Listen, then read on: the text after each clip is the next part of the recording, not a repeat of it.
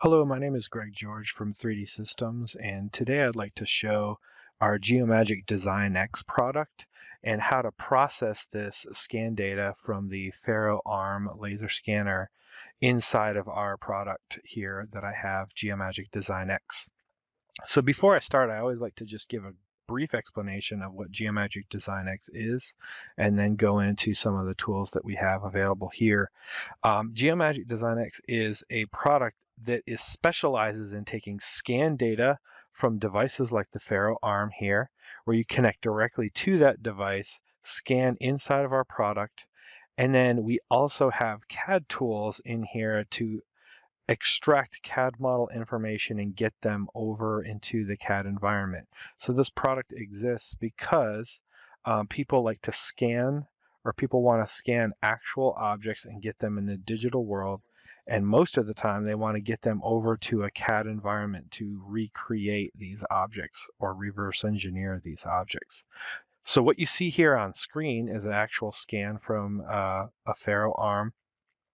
And what we're going to do is take this data here. You can see I have all these scans over here on the left-hand side, and we're going to process them together into one polygon mesh. And then we're going to model them, extract CAD information, and show how we can send that over to the CAD environment. So right away, as you see, I have 7 different scans here in the tree. Every time you pull the trigger on the Faro arm, it will record a separate scan, and I can right click on these and I can say show this one only, or show that one only, or I can just go back and show all of them. So you can see that I have them all here.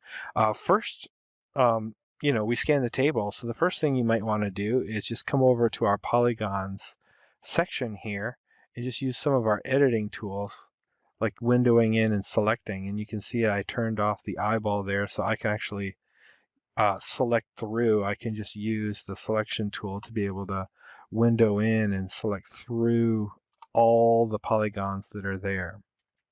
And for people that don't know, just as a brief explanation, if I zoom in here and turn on the edges and then just show one, you'll see that a polygon is essentially a point cloud of vertices, but they're connected together into triangles.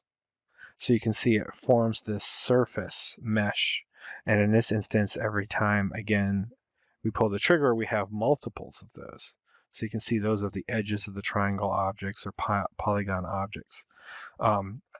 So what we normally would do is we'd come in and we would, I always like to run a best fit alignment between all these just to make sure that they fit together really well and nothing moved while it was scanning.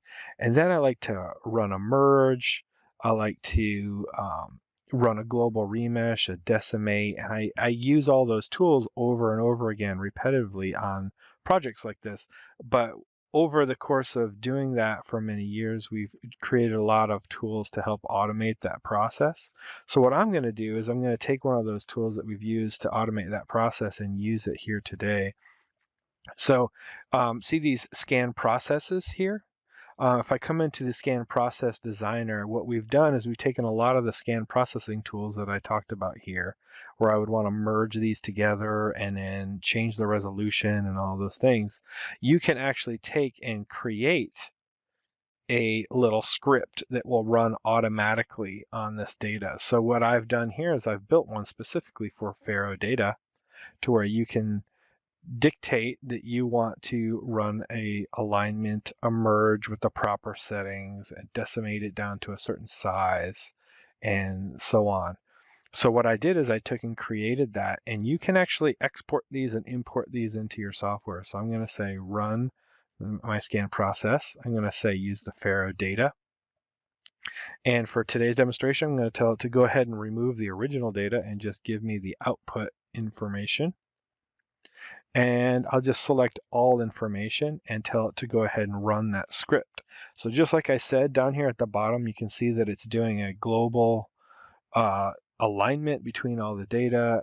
It went ahead and did a merge. Now it's decimating all of the scans down, and then it will automatically run a region group, which I'll talk about here in a second, But region grouping will go ahead and group triangles together into common curvature areas or flat areas or cylindrical areas or extrusion areas. So it's almost there. I think it's done now. So now you can see the different colors like we were talking about here. Once their regions are here, you can actually edit those. I don't usually do tons of editing with these, but just to show some of the steps. If I come in and I grab the line tool, if I want to break up these two sections, I can create a selection there and hit insert, and it will break up those two areas and then make a new one in between. So if I want to grab this area here and then say insert, and with these small areas here, if I want to merge those all together into one big green area, I can. So I can come in with the rectangle selection tool and hold shift and grab all these regions and say merge together. So you see that it merged those together. And same thing over here, you can come in and you see here that this is broken up. For future modeling, I'm going to go ahead and break up some of these little areas because I know what I'm going to do here when I model this. So I'll go ahead and break that up, create a new region there. So all these are, and you'll see here in a little bit, are just helper tools to allow me to quickly select areas and work with them. So let's transition out of regions and go into some basic scan editing. So I did some deleting and things like that, but I can come in here and window in and do a lot more than that. So with this select by custom region area, I can automatically select things like holes there. And if I wanted to remove that area and fill it in all in one step, I can actually come over to what we call a D feature. So I can select that area and then have the software fill in the missing information. So obviously, if the software is doing that, then it's able to do hole filling and different things like that. So you can see how it created that missing information there. And the same thing goes for these little holes on the side. If I wanted to fill those holes, I'll just go ahead and do a quick save here and come over to hole fill. I can select all those bounded areas and just tell the software, go ahead and fill all these small areas. And then hit OK. So now it's going to make up all the missing information in those areas. Obviously, ideally, you might want to scan all those areas and make sure you have data coverage all around the part, but it's not necessary that you have to scan every single area in order to model it, because you can either ignore that area when you're modeling, or you can fill the holes like I just did. Some other really neat tools are this Smart Brush tool. So if you have some chatter or rippling of the data, you can come in and you can do kind of Photoshop type stuff where I can use the Smart Brush and smooth and decimate and relax. There's all the different types of algorithms here that you can apply to this information. And it works really well on ragged edges like that. You can come in and you can very aggressively smooth out edges of things. And if you see here, I can relax that area. So there's lots of different things you can do within the scan data editing phase. You saw that I deleted, I filled holes, you can defeature areas, you can enhance the shape. And then one final thing that I like to do before I start modeling on this information is the ability to run the healing wizard. So the healing wizard will look at the mesh for common problems that we typically see when you're scanning, and then we automatically repair those things, all these different categories. We repair those on the scan data, and that just allows you to have less issues when you're trying to extract surfaces from the mesh or solids. So that just makes it a lot easier to work with. Now, after I finish this, you'll notice that the first thing, if I turn on the reference planes for the entire world here, the part is kind of floating off in space there, right? It's not aligned to the CAD coordinate system. If you want to model this, It's a lot easier if I model this if it's aligned to the CAD coordinate system first, right? So what I'm going to do today is I'll just use some of our tools to extract some of the information here to create planes and things like that to go ahead and align this object together. So to start, this part is semi-symmetrical. So what I'm going to do is I'm going to go ahead and come over and create a reference plane. And we can actually extract a mirror plane or a, you see here, mirror or a symmetry plane. But in order to do that, what you have to do is you have to give it a good starting point. So if I just draw a general plane of where that plane is, where that plane ideally should be, and then I select both the mesh and that plane and tell it to generate a mirror plane, and then hit calculate, the software will actually calculate the most ideal mirror plane down the middle there. So you see that's really interesting how you're able to calculate that. Now I'm going to go ahead and use these top cylindrical areas to create a cylinder vector from a cylinder axis. So I can extract a vector from a cylinder axis. And if I come in and I'm just going to select manually some areas here on the top surface, making sure that I only grab areas that are forming that common cylinder between these top areas, making sure that I have enough good data that it will calculate a very good cylinder axis between those areas. And now I hit OK, you'll see that it calculates a center line right down the middle there.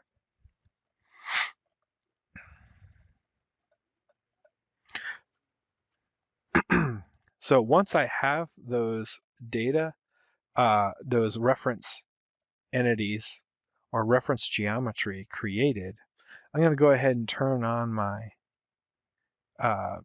regions, and I'm just going to look at that top plane and make sure that's good. I'm going to use that top region to do my alignment. So now that I have that, I come over to this tool called interactive alignment. The first step, it asks what mesh that you want to move. So I'm just going to say we're going to use that mesh. Now for this XYZ type of alignment, what it's asking for is what is the origin of that coordinate system that we create. And what I can do is I can select multiple entities to form that. So what I'm saying is I'm going to intersect that vector with that plane to create a position between those two. And you see how it snaps that origin to that. Now what you can do is you can say I want my directional axes to align to other things. So I can say I want to align maybe the z-axis to that same symmetry plane. And then I can say I want to make that y-axis align to that top region. So you see I've placed my coordinate system right in the center of this part. So the idea here is just, the concept is just that you have the ability to create an alignment between the object and the whole world coordinate system. That way you can effectively align these objects and model them in a good CAD coordinate system, and it makes it very easy. So from here, now we can go ahead and start the modeling process and extracting model information from this part. So I'll go ahead and start with these top ears here. And what I'm going to do is just select that center plane and create what we call a mesh sketch through that data that's there. And we'll create those top mounts for this part. You notice I have the ability to do a regular sketch or a mesh sketch. And the idea is the mesh sketch will reference the scan data while you're in the sketch mode. And you have the ability to use that data as you're sketching. So you see this pink line here. I have the ability to window in and best fit data there. I can draw a line and snap it to that data. And then you see here, if I just exaggerate the best fit, if I window in a little bit of data from there and there, it's actually best fitting a line between that selected area. So all the tools that you use for sketching have those abilities of snapping and creating geometry here. So I'm worried about this top ear. And what we have is this ability to create a slot like any other CAD package. But the thing that's really interesting about creating the slot is I can window in all of that, and the software will create that slot automatically for me by best fitting. So if I undo that, I can also apply a dimension. So if I just say this has to be 7.55, and then I can even add like a center line down the middle, and I can add dimensions to that. I can actually make that point fixed. So that way when I drag it and change the angle, I can even apply another center line straight down with vertical constraint to it. And then I can select those two lines and even apply, let's make this 15.5. So I can dimension everything about this slot here and create a nice, accurate sketch of exactly what it should be. So now when I get out of that sketch, you can see where the sketch is aligned to the scan data, and then I can come over and then create a mid-plane extrusion. You see I'm best fitting originally to that data there, and then I can dictate, okay, this needs to be a 16 millimeter extrusion, and then hit OK. So there, we just manually created a CAD solid over top of the data that's there. Now, if I want to go from the other direction and cut those slots through, I'll do those here in a second. But before we do that, I have the ability to also, let's create this other ear here on the left-hand side. I have the ability to take and automatically extract geometry from the scan data as well. So if I come over to what we call our wizards, I have an extrusion wizard, which I can come over and select the outer shape of that extrusion area, and then I can tell the software that it needs to put the sketch on that CAD face there. And then we'll just tell it to insert another solid there, and just tell it needs to extrude up to that plane, and then hit next. It automatically draws and extrudes that for me. And then when I hit OK, you see that it created that on the side there. Now, it didn't create that internal cutout, and I didn't actually create that internal cutout here. So I'm just going to stop for a second. If I click on that original extrude and go to that original mesh, you see here that I can right click on the sketch, go normal to, and everything is history based. So I can come back afterwards and I can go ahead and create that circle. And let's just make this a 2.5 millimeter and then get out of the extrusion. And there you go. You see that it updated. Now the same thing goes for this as well. If I click on this extrusion, it will locate it in the tree for me. I can go to the sketch that created it. It's right above it. Go normal to. You see that it has this other internal circle and a couple lines that are associated with it. So if I just come over here and do the same thing that I just did before, draw my circle, maybe draw a couple lines. I could even mirror that if I wanted to. Obviously, that's the way I would normally do it, but just for the sake of time, I'll just draw it as is. So I just updated what I extracted automatically, and you'll see that we created that. And then I can merge those together in a second. And let's go ahead and create those cuts through the side. I also have the ability when I do a mesh sketch to turn on the silhouette tool, which will allow me to basically form a box, and it will shine a silhouette to that plane and allow me to use that whole silhouette to sketch. So if I turn that on, I can see where those slots are. And again, I'm just going to do this very quickly. But if I just come in and I can snap this to the data, and I can dimension it and create exactly what I think these should be. And you can make these collinear and all that if you want to. So I'm just going to draw those two and then turn on my solid. And then I could go ahead and do an extrude from the midplane, both directions, with a cut to it. And it will cut those away. So you see that we've modeled what's there so far. So now I've showed some of the basic modeling tools. For the rest of this, there's some more advanced tools that are really helpful to model this. These side planes, as I looked at it, they appear like they are drafted, but there are some variations. So that's not drafted. These two might be drafted. This is clearly not a draft. That's more of a loft.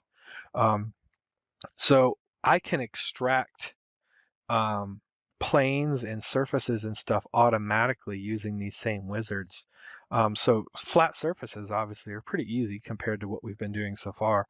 So if I say I want to extract some flat planes, I can go ahead. In this instance, I'm just going to make the decision that all of those need to be extracted except for that front one as flat surfaces. And there's my preview, and then hit OK.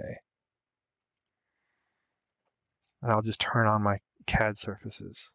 So it extracted flat CAD surfaces for all of those. Now all I have left is that side. So I'll go ahead and turn off my surfaces. And what I'm going to do is select that top region, like we talked about before. And I'm going to tell it that I want to create a plane that's offset. So I'm just going to offset it down a little bit, and I'm just going to find a spot where that radius kind of breaks. And I'll just create a CAD surface reference plane there. And I'll do the same thing on this side. I'll just preview up, and I'll just go up far enough that I get some good data. And then create a plane there. So there's a ton of different ways of extracting the surface. Some of them do a very good job. It just depends on the kind of input data that we're dealing with. What I'm going to do is manually loft it, but you do have the ability to select that data and do what we call a mesh fit. And you could wrap a CAD surface around that. And if I just hide all the others, you'll see. But if you see how it wrapped that around, I'm not happy with how it fits exactly. So what I'm going to do is go ahead and take those two planes and show how you can do some advanced modeling with those. So I'm just going to cut a cross section through there. And I'm going to go ahead and draw a spline manually through here. So if you're familiar with doing lofts in any CAD package, you'll know that splines are the key to doing very good, clean lofts. And then as usual, when I'm done drawing a loft, I always like drawing a spline. I always like to come back, edit the amount of knots that it takes to create that, and I can even tell it to evenly space those. So now it's got 15 knots in that spline. And the reason why I do that is if I draw my other cross section, I want it to have a nice clean 15 as well. And then when it creates the loft between the two, it's a nice smooth transition throughout the cross section. So if I come over here and do the same thing on this side, and then go ahead and hide my mesh, I just like to draw it this direction. I can come over to that same spline tool, and I like to overdraw my splines to make sure that the CAD surface is extended far enough to trim to the surrounding CAD surfaces. So that's why I'm taking that approach. And you'll see that this is like tipped up a little bit, so let me just pull that down. And then do exactly what I did before, where I selected that and then say 15 evenly spaced.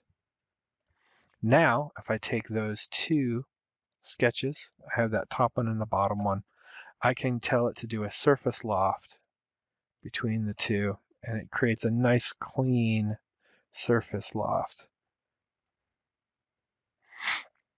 Now, when I turn on all the other surfaces, with the exception of that mesh fit, it doesn't quite extend as far as I need it to, so I can come over to the modeling tab and do a surface extend. If I click on the entire surface, it'll extend in all directions. Or if I want to manually do it on just the two sides, I can click on the edge and it'll extrude just those two sides. So now you see that I've created a nice intersecting surfaces all the way around. Now we have a tool like most CAD packages do that allows you to take, if all these surfaces that create one bounded shape, it will combine them together into a solid. So if I come over to Surface, Solidify, and select all of these guys, and then hit OK, you'll see it disappears because it created a solid. And there we've created a solid by intersecting all of those surfaces together. And then obviously there are fillets on there, so we need to come in. Now if I select an edge and I hit this estimate from radius, what it'll do is it'll look at the underlying mesh and calculate what it thinks the radius of the mesh is. And then you have the ability to come in and override it, which is usually what we do, right? Override it to a nice nominal number. And then you'll see that I'll go ahead and apply the fillet all the way around.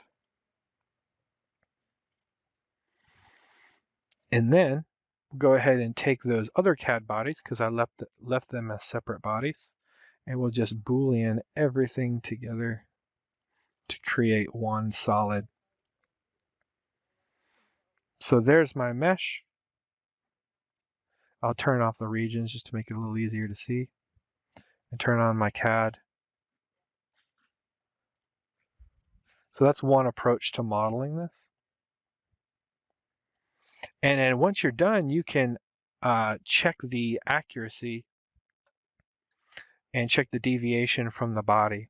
So I made some decisions as to how I was going to model this. If I went ahead and created a surface loft or a scan fit, it would fit exactly to that surface. But what I wanted to do is create a nice clean transition. So there's going to be some deviation here because I decided to deviate from what the scan was. But overall, this tool, deviation from body, it gives you feedback to let you know how accurately you're modeling it to the original scan data, and you can make decisions as to whether or not you want that or not. And this is really just a feedback tool to let you know how closely you're following that mesh. So once you have that, you can then take this CAD model and you can live transfer this and send it over to SolidWorks. So I'll go ahead and just turn off some of my planes here and the scan data, and then we will come over to the live transfer tool.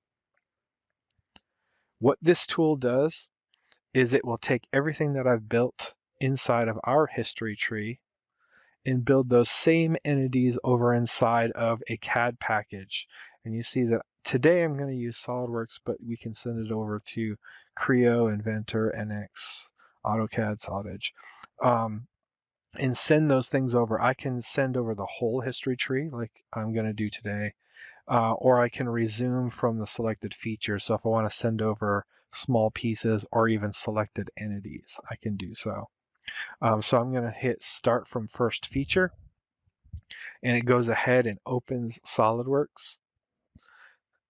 And then it again starts from the top feature and goes and builds everything one at a time over inside of the CAD environment.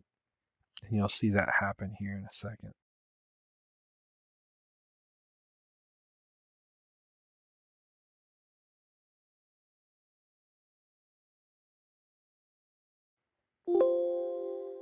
So when it finishes, it leaves everything showing. So I always like to keep these tools available of just hiding all planes and hiding all surfaces. I like to be able to turn those off very quickly.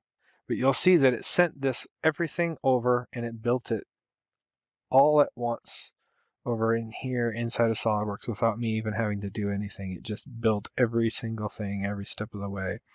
And then if I just come over and click on, for example, that first original extrusion that I did and hit Edit Sketch, go normal 2, you'll notice that that dimension and the constraints and construction geometry that I created inside of DesignX are here as well. So everything comes across, whether it's parallelism, tangency, dimensions, whether it's fixed, all those constraints and dimensions come across into the SolidWorks environment. And then from here, any SolidWorks user will be able to work with it. And most SolidWorks users would never even know that this originally came from the Geomagic DesignX product. So that's an overview of the entire workflow from taking a scan data set, doing some cleanup work, aligning it, and then modeling it inside of DesignX.